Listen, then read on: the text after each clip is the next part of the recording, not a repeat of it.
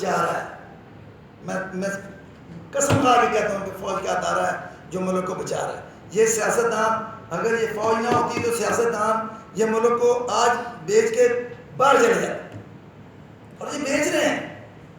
میرے دوستوں، میرے بھائیوں، جو بندہ فوج کو غلط کہتا ہے وہ سمجھو ملک کا دشمن ہے۔ صدر ایوب فوجی تھا، اس نے حکومت کی، اسی کے دور میں یہ کالا باغ ڈیم شروع ہوا، اسی کے دور میں سارے ڈیم جو آج تک بجلی دے رہے ہیں اسی کے دور کے بنے ہوئے ہیں۔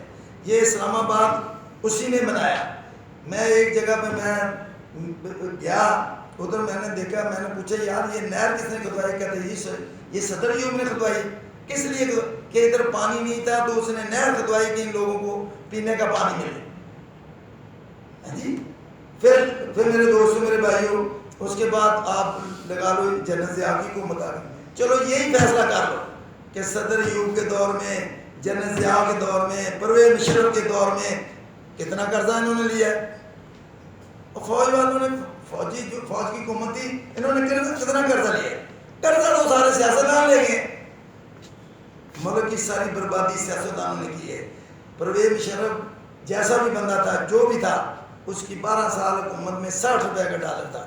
اب مجھے بتاؤ 60 روپے کا آج ڈالر ہو تو پٹرول $1 کا لیٹر ہے نا، اگر 60 روپے کا ڈالر ہو تو 60 روپے کا لیٹر ہوئے گا۔ ان سے ڈالر بھی قابو نہیں ہو رہا۔ یہ ملک کی تباہی اور بربادی سیاستدان کر رہے ہیں۔